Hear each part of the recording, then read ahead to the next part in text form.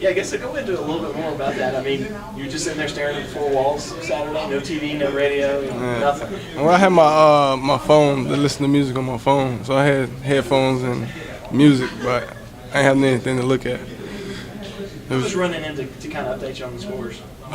His name, one of our mentors, came in to tell me the score when we kicked the field goal or when they got the long score. But I guess sitting in there, you could probably tell when they got the touchdown, couldn't you? Yeah, the crowd was kind of roaring. Did you sit there and think, man, if I were out there, maybe that wouldn't have happened? I wouldn't say that because anything happening, right. It could have happened when I was out there. Yeah. They scored when I was out there as well, so I wasn't thinking that. What did Coach do when you came in the game? It seemed like early in the game, before you got in, they were running a lot of slants and stuff like that, getting the ball number 8. After you came in, it seems like that all ended, and then all of a sudden they were just throwing the low percentage throws downfield, trying to get something deep on you guys. Were you taking away something, or did Coach adjust there? I don't really think he changed anything. I guess they just needed a big play to happen at the moment, so they was going down the field to try to make something happen. I haven't been through it now. It's been a big topic conversation in football this year, the targeting panel. What's your opinion on having been through it and experienced it? Someone's been through it. The rule is kind of iffy. Like it make you doubt yourself when you go on the tackle. Like you're not really playing full speed. You're thinking too much. But as far as the call that Saturday night, like I didn't intentionally try to hit him in helmet to helmet, but it just happened. It was the heat of the moment. But going back looking at the film, I really think it was the right call, like as far as the rule, because the rule's the rule. So I really think they made the right decision on what they did. Do you think the rule is a little extreme, ejecting a player, when maybe there's some other things you can do to, because in the NFL, the guys still get to pay. Yeah, their paycheck gets cut, but they still get to play the games. In college, you don't have the option for them to take take out your paycheck. So is there something else they can do besides just take you guys out of a game and will you miss a whole game? I really don't think there's anything else that they could do as far as tweak that rule. But other than that, the punishment, either you sit out a half or a whole game. For you guys, playing time's like the ultimate. Yeah, it is. You only get to play 12 times. So I guess that's why they're doing it. So next time, learn your lesson. You came up with a game's worth of stats, basically in half. Were you chomping at the bit, thinking the whole time, hey, I can't wait to get out there, I got to make up for lost time? I wasn't thinking. I was just ready to get out there, just to play, just to be out there with my teammates and help them win the game. But as far as thinking that I need to go out there and just make a play, I wasn't doing it. I just let it come to me. Do you plan to adjust your approach going forward because you've been suspended, you've seen the negative effects of helmet hits? Have you contemplated that this week, any change you make in your personal approach to tackling? Well, I changed how I tackle now. I'm trying to really wrap up instead of going for the big shot. So I'm making a form tackle and get my head on the right side of the ball.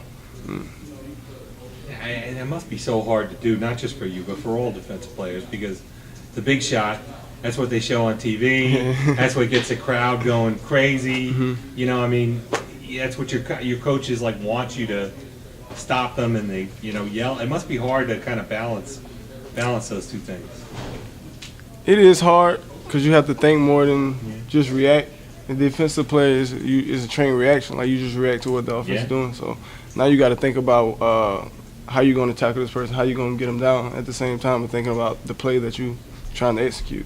Isn't that what you did with him? You said you kind of came in with a different way to tackle, yes, sir. And then he did something, and that caused you to that you went into him. What you saw, is that correct? Mm-hmm. Talking about Florida State game? Yeah, the Florida State game. Yeah, I was about to go to the jump for the ball, but my reaction was kind of slow, so I tried to tackle him anyway, and that's why I was up in the air when I came down to tackle. And ain't that where it's hard as a defensive player, because they're talking about how to tackle and all, but when something like that happens in that second instance, you're not intentionally trying to hurt the guy or do anything, but yet you're getting punished the whole game and you're just playing the game, right? Yes, sir. So that's what I'm talking about, being suspended a whole game. Is it really kind of fair to suspend a player a whole game when he's not intentionally doing anything? It's not fair, but I really don't have a comment for that. I really don't know how to explain the feelings towards that call, or that rule rather. What did it mean for you to, like you said, to go back in and get the big hit, get the big play there for that fumble recovery at the end there?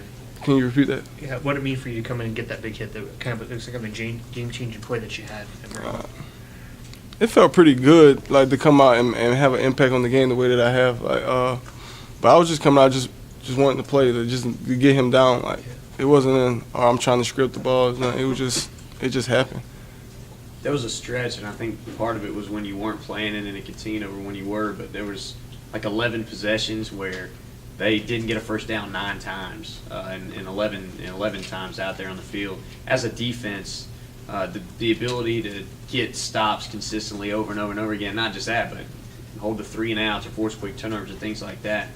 How has that come about this year? Is there a difference in mentality, approach as things have gone on? Yeah, our mentality had changed towards the game. Like, we want to like be a part of the success that our offense was having. Like the way they was talking about our offense, I want them to talk about our defense, showing them that we have a complete team, not just offensive side of the ball, showing that we got players on defense as well. So we just come out and play hard, like every game, prepare, every practice to get better. Knowing what the defense has done, how productive you've been this year, is it maybe a slap in the face a little bit when people talk about Clemson relative to the offense? In other words, if the offense doesn't have a great game, people say, well, Clemson didn't have a great game. Whereas a team that's like Alabama scores 20 points or something in a conference game and they play great because their defense is great. That's what people think of. I really can't explain that, but it really don't bother me for people to, if our offense play bad and they say Clemson play bad, like it doesn't bother me because the stats don't lie. You've had numerous individual big plays over the last stretch of games. Is this the highest level you've played at over your career, and how much maybe has your confidence grown over this last month with some of the really big plays you've come up with? It has been the highest level I've been playing. Like I had to deal with injuries like the past season, and then freshman year I just came in and had to really learn the speed of the game, so I really couldn't perform as well as I wanted to. But my preparation and just drive to be back from the injury has propelled me to this level I am. Thanks for showing us. Appreciate it. Thank you, Eddie. Thank you. Thanks, Bashaud.